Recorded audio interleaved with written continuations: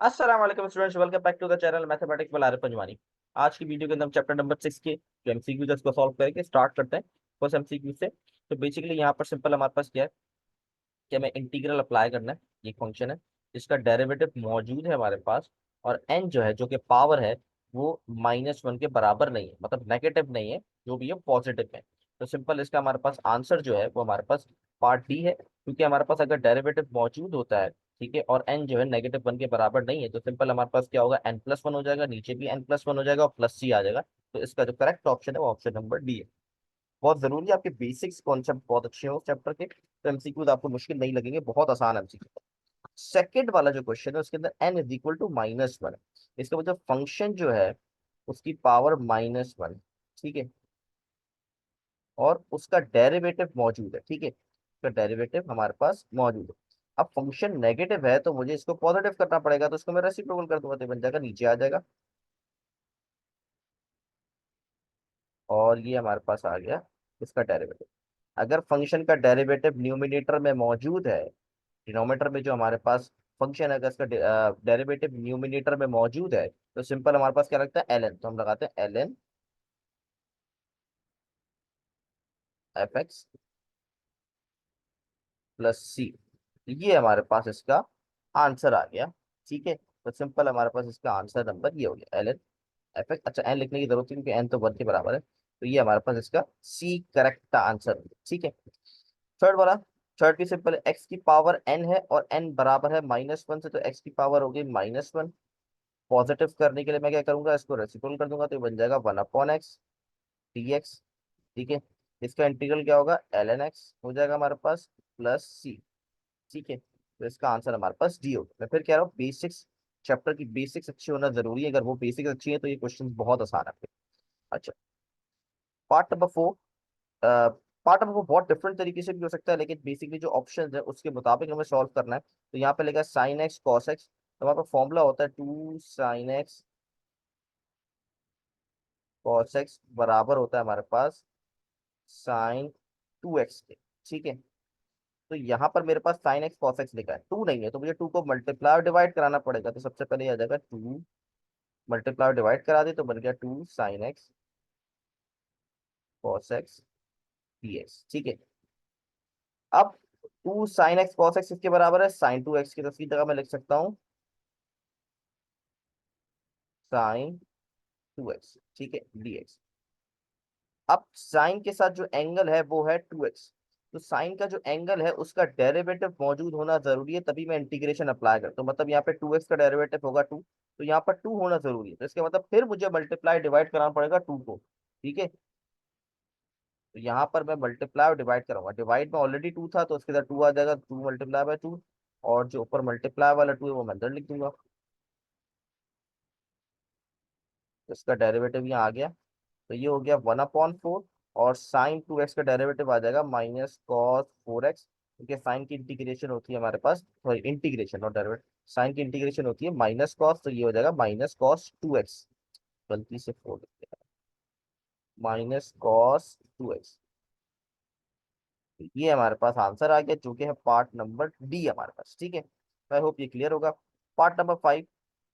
अब यहाँ पे देखिए एल एन और ई के ऊपर पावर लेके एक्स स्क्वायर, एल एन और ई आपस में हमेशा कट जाते हैं, तो यहाँ पर जो पावर है वो नीचे आ जाएगी, ई के ऊपर पावर थी एक्स स्क्वायर, तो वो नीचे आ गई, तो ये आ गई एक्स स्क्वायर पावर नीचे, ठीक है। और ऑलरेडी एक एक्स स्क्वायर मौजूद था, तो x square multiply x square हो जाएगा x⁴, और जब मैं इसको इंटीग्रेट करूंगा तो ये हो जाएगा x⁵ प्लस सी, ठीक है। इसके लिए कॉन्सेप्ट पता होना बहुत जरूरी है। तो ये हो गया पार्ट नंबर 5 भी डन, तो आई होप क्लियर होगा, बहुत आसान सा पार्ट था। नेक्स्ट पार्ट को मूव करते हैं। सेम कॉन्सेप्ट सवाल, एल एन और ये आपस में कट जाएंगे, हमारे पास बच जाएगा जो पावर है वो नीचे आ जाएगी, x⁵, ठीक है। इसका इंटीग्रल क्या होगा, x⁴/4 प्लस सी, इसका आंसर होगा, जो कि पार्ट नंबर हमारे पास सी है, ठीक है। ये आ गया हमारे पास 6 वाला भी डन। 7th वाला हमारा 1 + 10 स्क्वायर एक्स, 1 + 10 स्क्वायर एक्स बराबर होता है sec² x के, sec² x के बराबर हो गया, ठीक है। और इंटीग्रेशन sec² की होती है हमारे पास 10x, तो हो जाएगा 10x प्लस सी। तो ये हमारे पास पार्ट नंबर ए इसका करेक्ट आंसर है, ठीक है। इस क्वेश्चन पे आते हैं, यहाँ पर 2 सबसे पहले बाहर ले लूंगा, तो यहाँ पर मेरे पास बच जाएगा ई की पावर यहाँ पर मेरे पास आ जाएगा ई की पावर एक्स, और नीचे आ जाएगा, नीचे ऑलरेडी वन प्लस ई एक्स। ठीक है, जो डिनोमिनेटर में लिखा हुआ है वन प्लस ई एक्स, उसका डेरिवेटिव होगा ई एक्स आएगा, क्योंकि वन का डेरिवेटिव जीरो हो जाएगा, ई एक्स का एक्स आएगा, और वो ऑलरेडी न्यूमिनेटर में मौजूद है। जब डिनोमिनेटर में फंक्शन हो और उसका डेरिवेटिव न्यूमिनेटर में मौजूद होता है तो हम एल एन लगाते हैं, तो यहाँ पर आ जाएगा एल एन वन प्लस ई की पावर एक्स प्लस सी। अब लॉग की प्रॉपर्टीज पता होनी चाहिए। लॉग की प्रॉपर्टी क्या है, अगर टू मल्टीप्लाई हो तो पावर में चले जाएगा, तो एल एन वन प्लस ई की पावर एक्स टू पावर में चले गया प्लस सी। तो ये हो गया पार्ट नंबर बी, आपका मैच कर रहा है, तो ये हो गया आपका 8 वाला भी डन हो गया। ठीक है, अब इस पे आते हैं हम। इस पार्ट के अंदर हम किस तरीके से सॉल्व करेंगे इसको देख लेते हैं। सबसे पहले ये पार्ट नंबर हमारे पास 9 है। ठीक है, 9 पार्ट। सिंपल, सबसे पहले ई की power X plus three L N X है, तो उसको ब्रेक कर दूंगा ई की पावर एक्स में, क्योंकि बेस सेम है तो पावर ऐड होती है, तो उसको मैं ब्रेक कर सकता हूँ। Three L N X divide में एक्स क्यूब। ठीक है, और इंटीग्रल का साइन। अब ये देखें, हमारे पास ये बहुत इंपॉर्टेंट स्टेप है। यहाँ लिखा है थ्री एल एन एक्स, और लॉग की प्रॉपर्टी क्या कहती है, अगर नंबर लिखा हुआ है एल एन से पहले तो पावर में हम इसको पुट कर सकते हैं। तो मैं इसको इस तरीके से भी लिख सकता हूँ, ई की पावर एक्स, ई की पावर एल एन एक्स, ये पावर थ्री यहाँ आ जाएगी। ठीक है, और नीचे मेरे पास एक्स। अब इससे फायदा क्या हुआ मेरे पास, इससे फायदा ये होगा, ये एल एन और ई कट जाएंगे और एक्स क्यूब नीचे आ जाएगा, तो हो जाएगा ई की power x x cube divided by x cube, E cut जाएगा, और ई की पावर एक्स का इंटीग्रल ई की पावर एक्स सी होता है, तो ई की पावर एक्स प्लस सी आपका फाइनल आंसर हो गया। तो आई होप इसके अंदर कोई कंफ्यूजन आपको नहीं होगी, बहुत आसान सा पार्ट था। अच्छा जी, नेक्स्ट पार्ट पे मूव करते हैं। पार्ट नंबर 10 हमारे पास।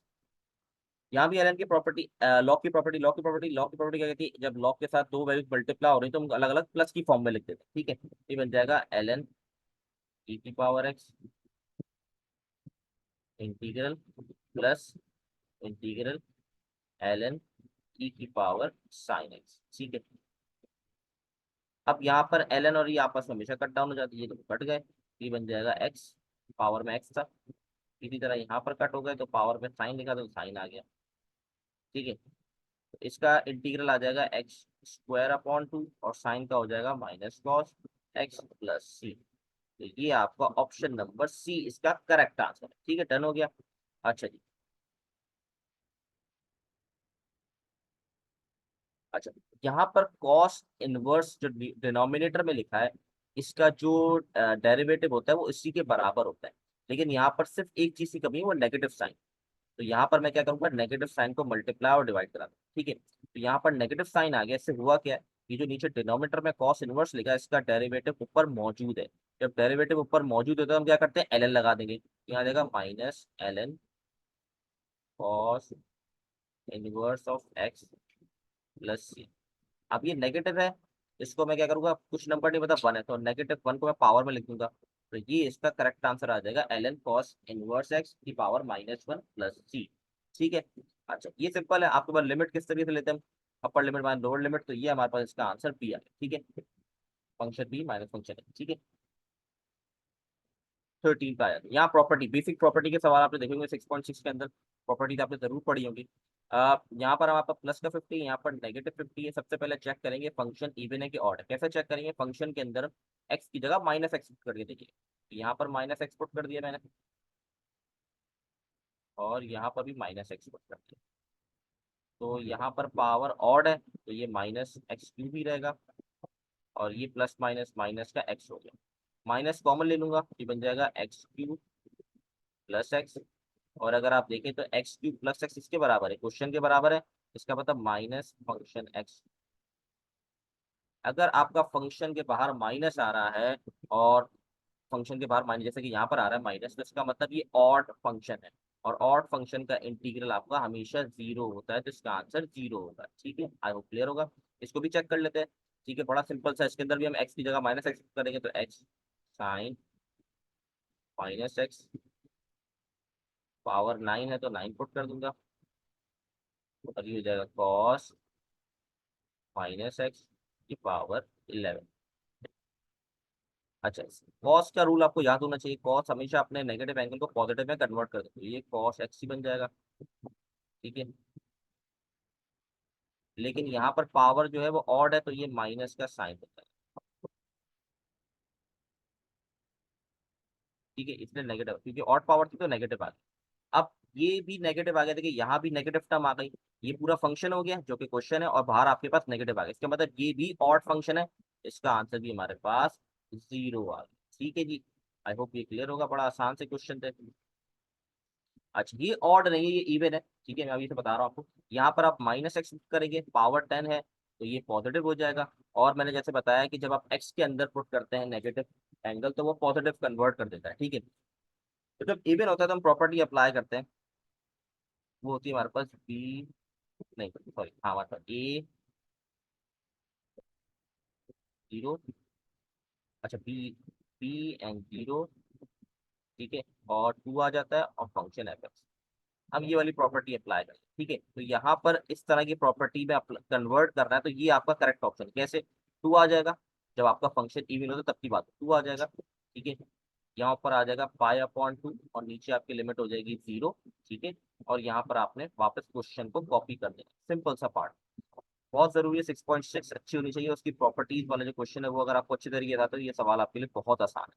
ठीक है, part number 16, area bound by curve. तो एरिया निकालने में क्या करते हैं, सिंपल, ये हमारे पास फॉर्मूला होता है। ठीक है, तब इस पे क्या करेंगे, upper limit power lower limit कर दिया हमने। ठीक है, और यहाँ पर हमने लिख दिया एल एन ई की पावर एक्स स्क्वायर।